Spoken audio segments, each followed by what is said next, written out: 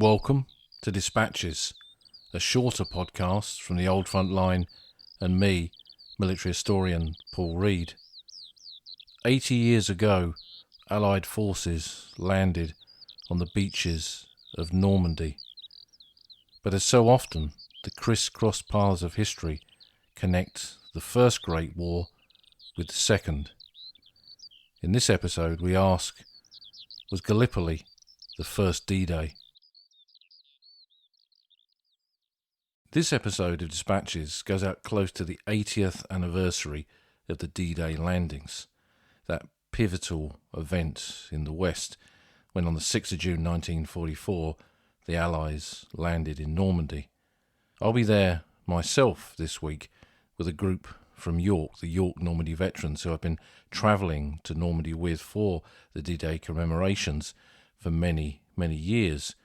And my journey to those commemorations began 40 years ago when I first went there for the 6th of June with my dad in 1984, when there were hundreds, if not thousands, of Second World War veterans in attendance. The Second World War, in particular Normandy, really has been as much part of my life as the old front line of the Great War, growing up in that air-fixed generation of the 1970s with kits and model soldiers and plastic guns and war films and comics full of the Second World War. It was almost impossible to avoid. And from some of my kind of very earliest memories, I can remember talking to uncles who were there. My Uncle Jack was wounded with the Royal Navy, taking the Americans in on Omaha Beach. But kind of more than that, the culture of childhood then. I remember constructing D-Day defences on beach holidays, and I remember building kind of D-Day play sets at home.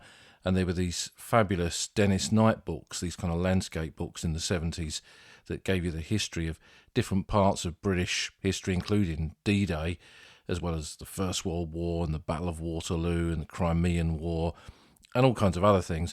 But there were kind of little letraset transfers in there, and you could reconstruct a D-Day scene within that. So it was kind of as much of an obsession to me as was the Great War in so many ways. And in this week, when I'll be away with the last veteran from the York Normandy group that will be travelling with us, Ken Cook, who is now 98 years old, who's an 18-year-old Tommy on D-Day in 1944. Normandy this week will have a projected 250,000 visitors attending large-scale ceremonies that are going on, and lots of small-scale ones in individual communes and villages and on the beaches themselves. But, and this is the big but, only a few dozen veterans of that conflict, of the campaign in Normandy, will actually be there. And that's the big difference from even 10 years ago, let alone 40 years ago when I first went there. It's kind of 1 minute to midnight with the Second World War generation. I've been saying this for a while, but almost with each passing month, another veteran's story of having passed is recorded in the press or on social media. And I kind of feel as if I'm in sad, familiar territory again, because it feels like the 1990s was for me with those veterans of the Great War that I knew who faded away so quickly during that period. And it won't be long before we're talking about the Harry Patch of World War II. Who will be that last veteran? Who will it be? No one knows. But that day, sadly, is not that far off. But of course, much of this is a discussion for a Second World War podcast, of course. However, there is a direct link between those events on the Normandy beaches and the Great War, and that link is Gallipoli.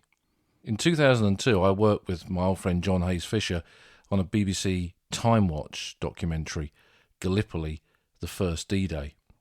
And I found myself thinking about this project recently and kind of what we aim to do with factual programmes in those days, which is very different to kind of factual television now. Just this evening, I've been watching a recent documentary on D-Day, and I'm sad to say it's truly awful. I guess the way documentaries were made 20 years ago was different. I'd like to think perhaps better. And with Time Watch, that landmark history series from the BBC. It gave so many new perspectives to history, not just military history, and also gave voice to many new and upcoming historians, including me. And I'm forever grateful for my involvement with Time Watch over those years. But that documentary that we made in 2002 is not on iPlayer. It's not even on YouTube now. There was a version of it on there, but that's kind of disappeared. And I thought that on this great anniversary of 1944, and the year that is 109 years after the Gallipoli campaign began, it was worth discussing this way World War I yet again meets World War II in this episode of Dispatches. So I guess we start with amphibious warfare and the history of it. Like most elements of warfare, the use of shipping in military campaigns goes back to as long as ships have existed, which takes us way back, of course, into ancient warfare. Ships carried Roman legions on campaign. Longboats brought Vikings to Britain, and Great Britain subsequently built an empire around a navy, a powerful navy, with marines on those ships to put them ashore, to capture places and hold ground, and larger bulks and vessels created to carry troops, to carry armies, to conquer land that those ships of the navy could reach. But that was 18th and 19th century expansionism in an age of empire. Warfare in the 20th century changed amphibious warfare completely, really. And that's no accident, because the design of ships and the industry behind that design to create coal-powered vessels rather than rely on the wind, and then bigger and heavier and more powerful ships in the 19th century really brought in a new generation of military vessels that could be utilised by navies to conquer and fight battles at sea. And really, that period, that 100 years before the Great War, the whole use of naval vessels changed dramatically between the boats used by Wellington, for example, to get his men to Portugal and Spain, to the vast array of shipping from the Royal Navy, the Merchant Navy and commandeered boats that were used, for example, to take the British Expeditionary Force to France in August 1914. But little of what we read about in relation to the involvement between Army and Navy and the use of those forces together in warfare could really be described as amphibious warfare, in the ways that that phrase, when we say it now, summons up in our mind images of boats hitting the surf and men running up beaches. That wouldn't really become a reality until the Gallipoli campaign of 1915. At the beginning of the First World War in August 1914, Winston Churchill was First Lord of the Admiralty. He was essentially the political head of the Royal Navy, and he had total dominance over what it did. It was his decision, for example, that led to the creation of a Royal Naval Division in 1914. Perhaps, as we often say, a podcast for another day. But he was one of those politicians who saw the deadlock on the Western Front that had been created during that winter of 1914-15 and wondered when that could possibly be broken. So he sought alternative approaches to defeating the wider coalition that stood against Britain and France, which now included Turkey, who'd entered the war on the side of Germany and the Austro-Hungarian Empire. Churchill saw Turkey as the back door to Europe, as he called it. But how to defeat them? Turkey was not just one small nation. Turkey itself was an empire, the Ottoman Empire, that stretched across huge swathes of the Middle East in areas that, of course, that interested Churchill and interested Great Britain in terms of its wider empire. Churchill believed, as First Lord of the Admiralty, that the Navy alone could pull this off, could defeat Turkey, together with help from Britain's ally, France. They would steam down the Dardanelles, besiege Constantinople, the capital of the Ottoman Empire, defeating the Turks in one sweep and opening up the way to the Black Sea and reach another allied nation to them, Russia. But was this then full of the arrogance of often a typical Churchillian plan? Men like Churchill are known for their arrogance. That's how they make things happen. That's how they move history forward. It's both a strength and sometimes a weakness. And Churchill, I think, thought that the power of the navy that he commanded, this great force that had conquered so much in the previous 2 centuries, was kind of still on that par. And just by turning up with a few gunboats, they'd defeat what he perceived to be a second-rate nation, even though it was an empire like Turkey.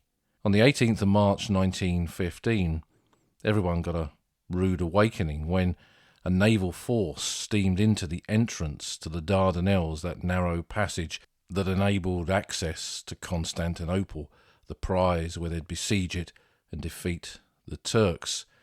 But they'd not counted on Turkish resistance and the ability of the Turkish armed forces to stand up to Britain and France. There were gun batteries all the way along the Dardanelles, which opened up with some powerful bits of artillery. There were mines in the Dardanelles, and this naval expedition quickly turned to disaster, with several ships sunk, including HMS Irresistible and the French ship Bouvet, with some 700 sailors killed in that naval operation of March 1915, all by Turkish guns and mines. And with the failure of this naval plan and the loss of so much shipping, Churchill incredibly wanted to push on with naval operations, steam forward, reinforce failure, really. But Lord Kitchener stepped in and pushed the idea of the army achieving victory against Turkey by landing an Allied force on Turkish shores. On one level, perhaps, it felt like just another expeditionary force being placed ashore, as Kitchener himself would have witnessed during his own military career in the 19th century.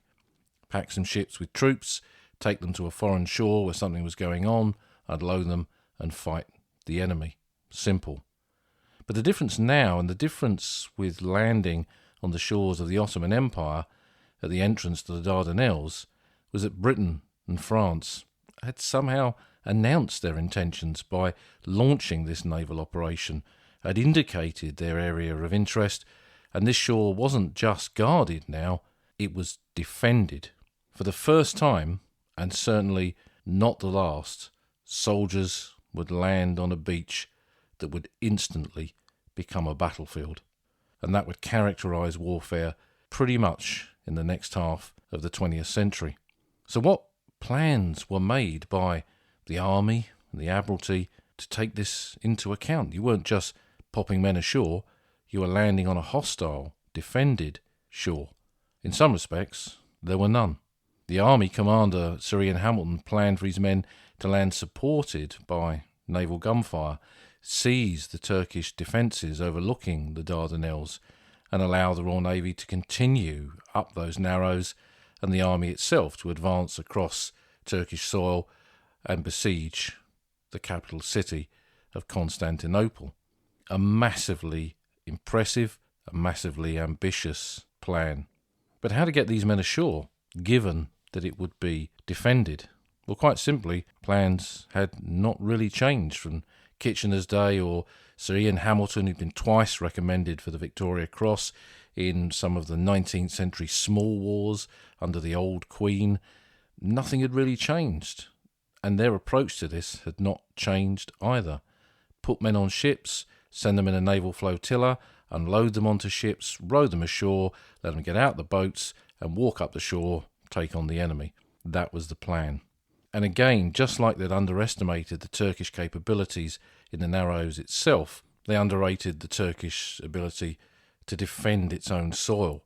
And the Turks who were on those beaches, overlooking those beaches, were quite simply aiming to throw the invader back into the sea as much as they could. So operations began at Gallipoli at dawn on the 25th of April 1915, when in the northern area, the Australian and New Zealand Army Corps Anzac was landed on that part of the Gallipoli Peninsula. Above them was a high bluff with sheer cliffs They were to move up onto that high ground and beyond and begin their move inland. To the south, in the promontory of what was called Cape Helles, there were a number of British and French beaches where British and French troops would be landed, supported by that Royal Naval Division.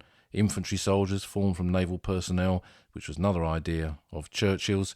They would land there on a number of different beaches, and they too would move inland, meet up with the Anzacs, and begin their advance, clear those defences overlooking the Dardanelles, and then look to Constantinople.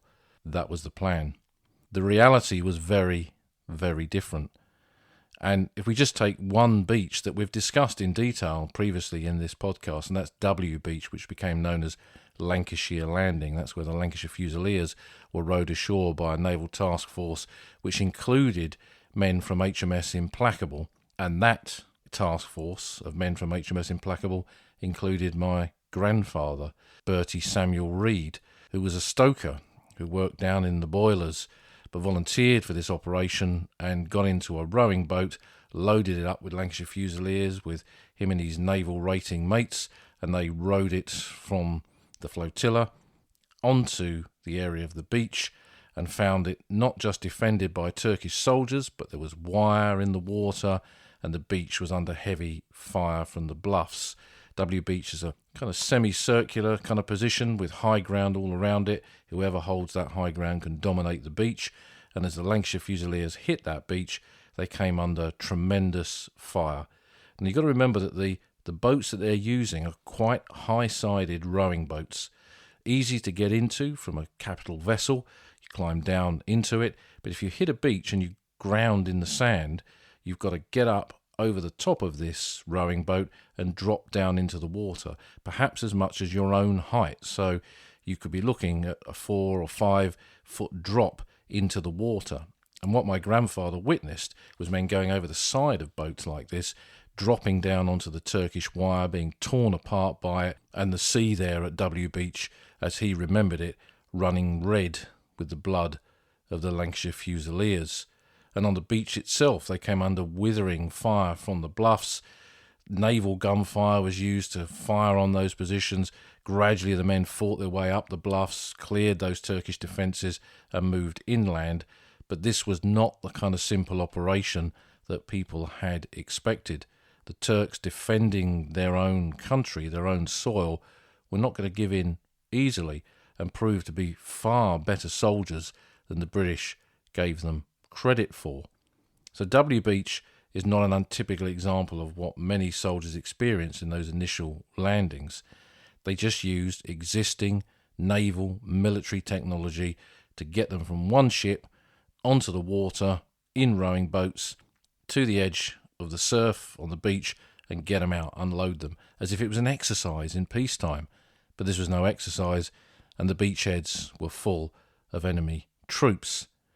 And down at V Beach, the SS River Clyde was the only real attempt in those initial landings at an adaptation of shipping. It was a collier turned Trojan horse with doors cut into the side, allowing the men to be landed with gangways onto the shoreline. This quote from the official history kind of sums it up. Meanwhile, the stranded River Clyde and the bullet-swept water around it was the scene of unforgettable heroism. To enable the troops to land quickly from the collier, wide sally ports had been cut in both her sides. Issuing from these, the troops were to double along broad gangplanks to a platform rigged up under the vessel's bows, whence a floating bridge was to span the gap to the shore. To form this bridge, a steam hopper towed ashore to the port side of the collier was to go ahead when the collier grounded and to beach herself in front of the collier's stem. In addition, the collier had 3 lighters on her starboard side, so if she grounded further out than expected, one or more of these could be used to fill the gap between her bows and the hopper's stern. Simple though this plan appeared on paper, in execution it collapsed.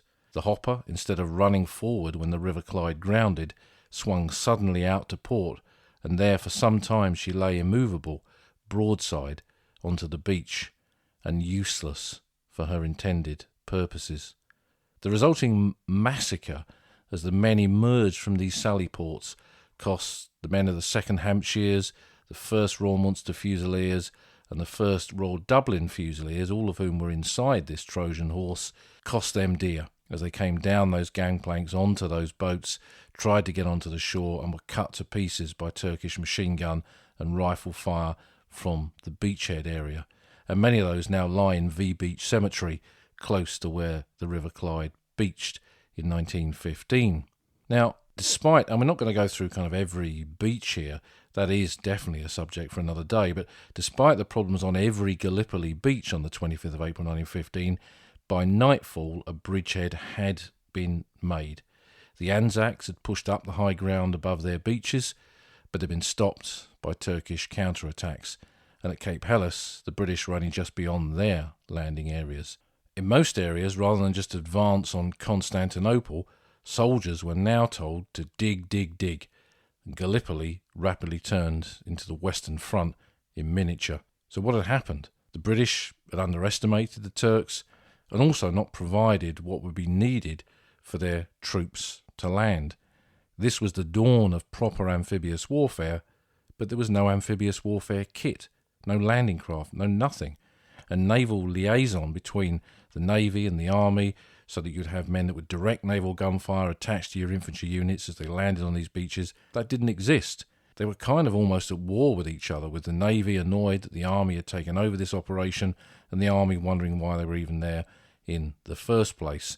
To say that Gallipoli was a lost endeavour before they'd even set one foot on these beaches is not an exaggeration, really. So were lessons learned? To an extent.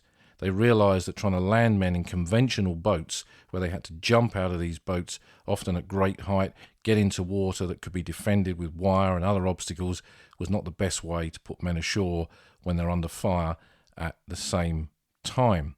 And that might have been an end to it, but the Gallipoli campaign went stagnant, and they were looking for ways to revive it and change it.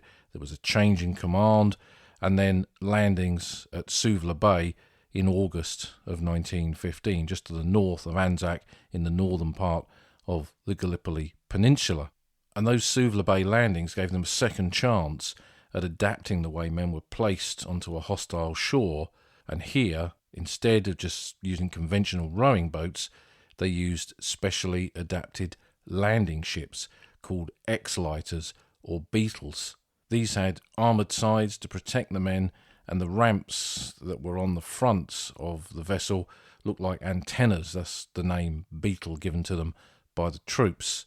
These new lighters had been delivered to the Admiralty just in time for the Suvla Bay landings, and as a post-war report stated, the arrival of motor lighters during July 1915, each capable of carrying 500 men and designed for running close to a beach and landing men or animals over a prow fixed to the bows, had materially altered the problem of landing a large force on an open beach since the days of the landing at Cape Helles and Anzac.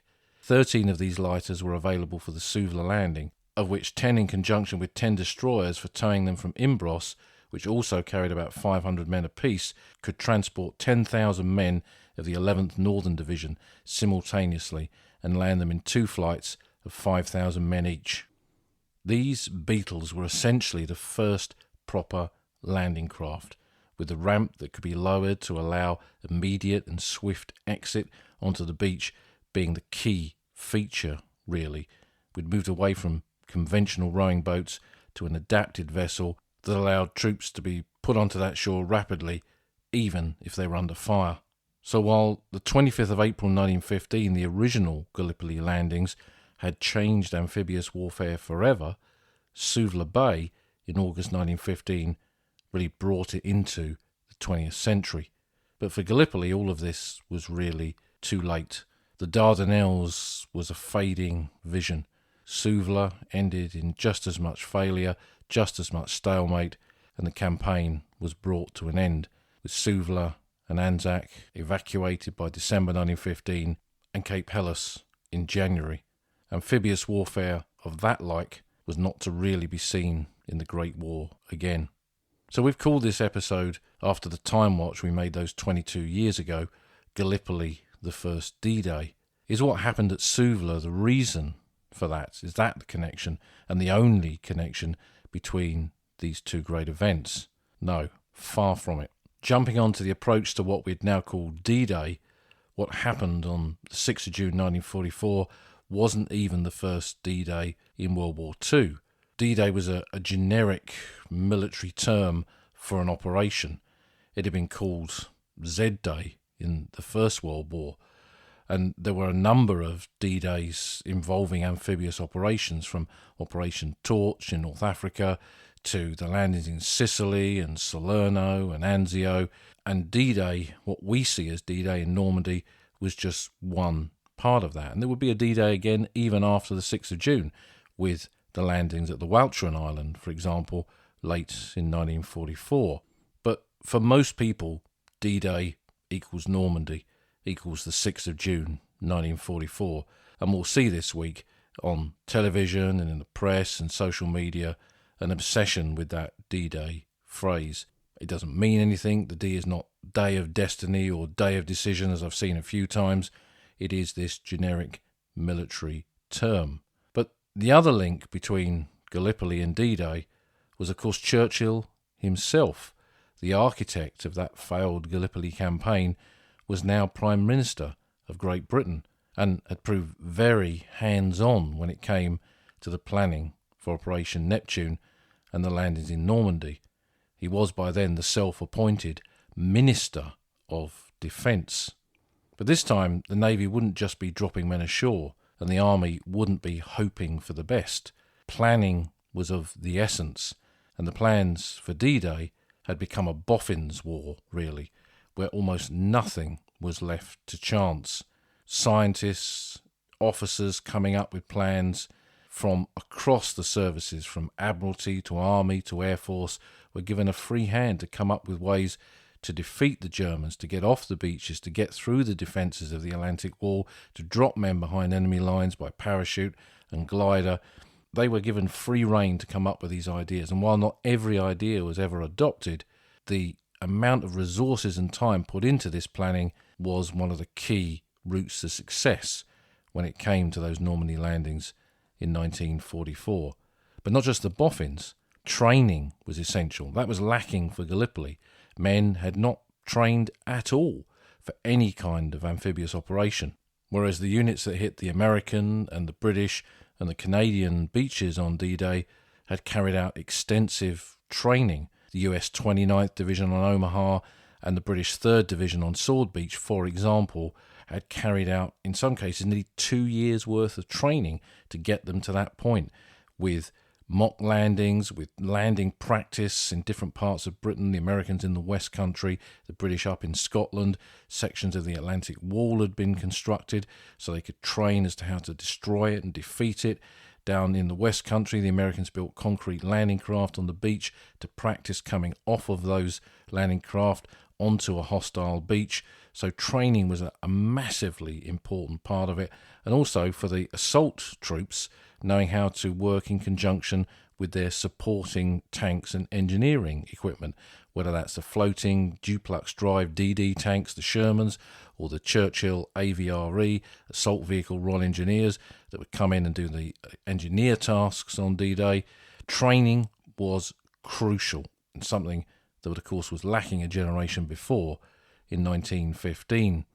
Landing craft, the kind of descendants of the Beetles used at Suvla Bay in 1915, in the time of D-Day, 1944, there were so many different designs of them, from landing craft assault that would take infantry ashore, to landing craft tanks that would take armoured vehicles onto beaches, and loads of other different types of landing craft that were developed to do specific tasks. Coordination was essential too. This was coalition on a great scale, because the naval flotilla that took the Allies to Normandy was very different to the naval flotilla at Gallipoli. It consisted of men from not just Britain and its wider empire and Commonwealth, and from America, but men whose countries were occupied by the Nazis. There were naval vessels from Poland and Norway, for example. And on the actual beachheads itself, naval cooperation with the army being landed on those beaches was all part of what they planned to achieve success. So whereas at Gallipoli there'd been no real proper direction or integration of naval personnel to direct the gunfire in accordance to the Army's wishes. That was very different on D-Day, where there were naval liaison officers directing that gunfire, often through Army forward observation officers.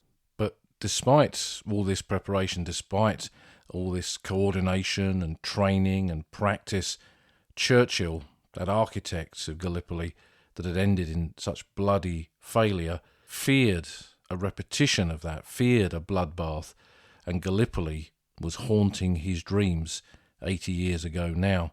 He spoke at the time of having these dreams of beaches running red with blood and the bodies of American and British manhood.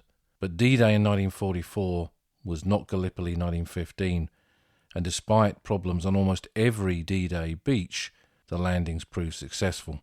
By nightfall on the 6th of June 1944, some 156,000 Allied soldiers had been put ashore, and it marked the beginning of the end of the war in the West. During the making of the Time Watch documentary 22 years ago, we found another, slightly smaller connection, but nevertheless another connection between Gallipoli and D-Day. And that connection was a battalion of the British Army, the 2nd Battalion, South Wales Borderers. They had landed as part of the 29th Division at Gallipoli on the 25th of April 1915, and as part of the 56th Infantry Brigade, they also landed in one of the follow-up waves on Gold Beach on D-Day 1944. And as part of the research into this, we also tracked down a veteran of the 2nd South Wales Borderers from World War II, Brigadier Sir Nicholas Somerville, who was the intelligence officer of 2nd South Wales Borderers on those D-Day landings. But it went further than that. He wasn't just a veteran of that battalion that linked D-Day with Gallipoli. His own family did that through the same unit. So him serving as a junior officer in 1944, incredibly, his father Desmond had been an officer with the 2nd South Wales Borderers in the landings at Cape Helles on the 25th of April 1915. And he'd ended his war as a lieutenant colonel with a military cross and bar, and as a prisoner of war. He'd been captured in the April 1918 Battle of the Lys, when his battalion, surrounded on the high ground near to the town of Balliol, had been overrun. And in the war diary, it says the colonel was last seen fighting the enemy and was believed killed, but he'd survived, but spent the rest of the war as a POW in Germany. So that father and son linked those two great events, and Sir Nicholas Somerville, still being alive, was able to travel with us to Gallipoli and to Normandy to tell us the story that linked those two events through his family and through his old battalion. And I was lucky to spend time with Nick Somerville in both Gallipoli and Normandy to talk about his father's war and to talk about his war too. And for example, we went down to a small village just outside Bayeux, which was the link-up point between British forces, the planned link-up point between British forces and American forces, a village called Vaux-sur-Ure. And here we walked together, before we did some filming, his old battalion positions. And one of the great privileges I have when I talk to men like him, particularly those like Nick, who'd become quite senior officers, he'd ended as a brigadier, he'd served as a NATO staff officer. Veterans like that would often treat me as one of their junior officers, or, as one of them put it, as his brigade major. And that was such a privilege for men who had gone through the experiences that they'd had to treat me in that way. And I walked with him across his old battalion positions, and we discussed where he placed his weapons, where the 6-pounders had been dug in to protect the bridge beneath them, which they didn't have the explosives to blow, which wasn't in the plan to blow because it needed to be a vital link-up between British and American forces. And you just learned so much just by walking that ground with him. How on the ground, all those years before, he'd used his tactical know-how and his ability as an intelligence officer to sight the troops and work out which potential directions, knowing from all the briefings he'd read the likely places that the German troops who might wish to push them back into the sea might come from. And we stood there amongst the trees overlooking that bridge and that little river, discussing those events. He remembered no Americans arrived on the 6th of June. In the distance they could hear the fighting around Omaha Beach, and to use his phrase, he knew that their buddies in the American forces were in all kinds of hell, and he didn't see an American soldier until much later on in 1944. His war took him through the bocage of Normandy, the other side of Bayeux, then up into Belgium and the Netherlands later on that autumn. And for me, that was one of many occasions with the generation of that next Great War, of the Second World War, that I got to be in their space, on their battlefields, with them, discussing it through their eyes.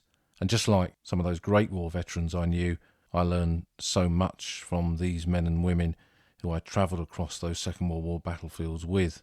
And this week, when I'll be in Normandy, it'll be things like this that I'll muse upon when I'm standing there on those D-Day beaches or looking at the drop zones and the landing zones, and how, for me, that Second World War generation are so much like the Great War generation I knew as they disappeared in the 1990s and early 2000s. As I've said, it's a minute to midnight with the men and the women of 1939-45. And kind of for me, having known two generations of veterans, it's fading away once more. It'll make me reflect that for me and countless others who've experienced this, those two massive conflicts are like both sides of a coin in my life. That my experience on those criss-cross paths of history, where the First World War meets the Second, battlefields like Gallipoli, like Normandy and D-Day, those journeys take me along not just one, but two parallel old front lines.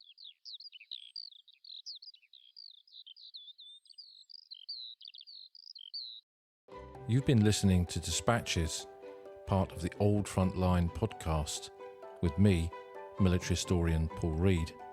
If you've enjoyed this episode, please think about leaving a review on your favourite podcast platform, giving us a rating, and leaving a comment on the podcast website, oldfrontline.co.uk. You can follow us on Twitter, and if you want to support the podcast, you can find us on Patreon at patreon.com/oldfrontline, or buy me a coffee at buymeacoffee.com/oldfrontline. Thanks for listening, and see you again soon.